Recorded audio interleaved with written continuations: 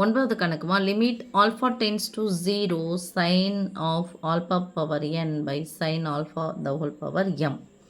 இப்போ நமக்கு ஒரே ஒரு இது ஆல்ஃபா பவர் இங்கே என்ன இருக்கோ இங்கே அது மாதிரி இருந்துச்சுன்னா என் இருந்துச்சுன்னா அங்கே என்ன இருக்கணும், எம் இருந்துச்சுன்னா எம் இருக்குன்னா நம்ம ஒரு பேட்டர்னில் போட்டுடலாம். ஆனால் அங்கே எம் என்னன்னு சொல்லிட்டு 2 பவரை கொடுத்து வச்சுருக்காங்க. அதனால் இது ஒரு ஸ்பெஷல் கேஸாக நம்ம ஹேண்டில் பண்ண போகிறோம்.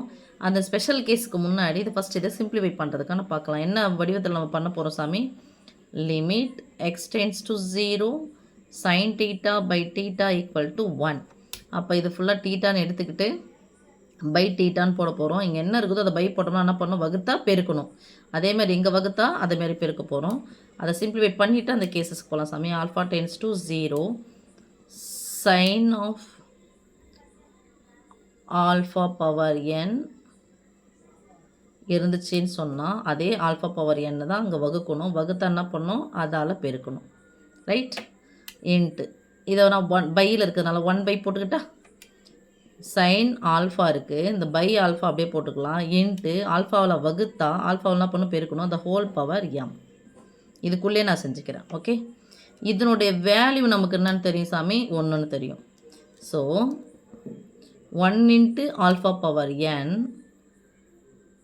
இன்ட்டு 1 பை இதனுடைய வேல்யூ நமக்கு 1ன்னு தெரியும், ஆல்ஃபா பவர் எம். அதாவது ஒரு alpha power n alpha power n alpha power n by alpha power m. அடிமானங்கள் ஒரே மாதிரி, இந்த நடுவில் வகுத்தில் வந்துச்சுன்னா அடுக்குகள் என்ன பண்ணிக்கணும், கழிச்சிக்கணும். Alpha power m n minus m. இதான் சாமி நமக்கு கிடச்சிருக்கிறது. இப்போ இந்த கேஸ் வந்து பார்க்கலாம். Case 1 first stage.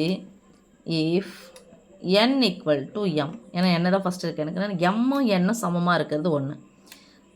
சமமாக இருந்துச்சுன்னா என்ன வேல்யூ வரும் அப்படின்னு சொல்லுது. Limit if n equal to m limit alpha tends to 0 இதனுடைய வேல்யூ என்ன வரும் பாரு சாமி, by sine alpha the whole power m equal to ஃபைனல்லாம் வந்திருக்கு. ஆல்ஃபா எதை நோக்கி நகருது, 0 நோக்கி நகருது.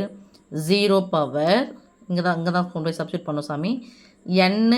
என்னும் சமன்னு சொல்லிட்டாங்க. அப்போ என்னுக்கு பதிலாக நான் எம்முக்கு பதிலாக என்ன பண்ணலாம், என்னன்னு போடலாமா, என் மைனஸ் என் ஈக்குவல் டு, இல்லை M minus n equal to, ஏன்னா ரெண்டுமே ஈக்குவல்னு எடுத்துக்கிட்டோம் அப்படின்னு சொன்னால் 0 பவர் 0 உங்கள் 0ன்றதை விட்டுருங்க. Anything power of 0 equal to என்னது, 1.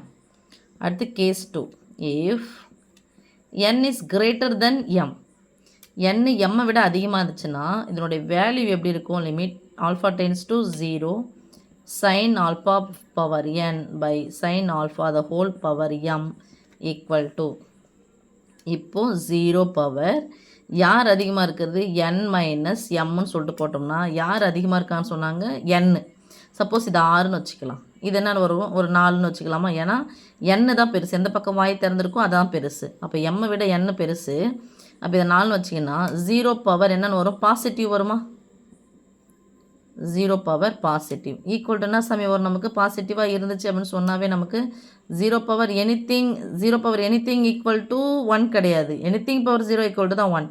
அப்போ ஏதோ ஒரு பாசிட்டிவ் வேல்யூ வருது. எது வந்தாலும் 0 நடுக்கு எது வந்தாலும் தான் அது பேர் 0. ஓகே, அடுத்து third case. If n is less than M, அப்போ எம்மை விட n கம்மியாக இருந்துச்சுன்னா வேல்யூ எப்படி இருக்கும் பாருங்கள். Limit alpha tends to 0 sin alpha power n by sin alpha the whole power m equal to, ஆல்ஃபாவுக்கு பதிலாக 0 போடுறேன், இதே m minus n minus m போடுறோம். இப்போ வேல்யூ சப்ஸ்டிட் பண்ணி பார்க்கலாம்.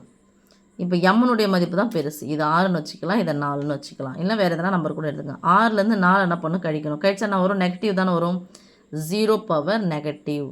அப்போ 0 பவர் மைனஸ்னு வருது அப்படின்னு சொன்னாவே அதை எப்படி எழுதலாம், அடுக்கு மைனஸ் வந்துச்சுன்னா 1 பைன்னு எழுதணும். அடுக்கு 1 பை, அடுக்கு மைனஸில் வந்து என்ன சமயம் எழுதணும், 1 பைன்னு எழுதணும். அப்போ 1 பை 0 பவர் பாசிட்டிவ் வந்துடுமா. அப்போ 1 பை இங்கே பை 0ன்னு வந்துடுச்சு அப்படின்னு சொன்னாவே பாசிட்டிவாக இருந்தாலும் நெகட்டிவாக இருந்தாலும் 0 தான் வரப்போகுது.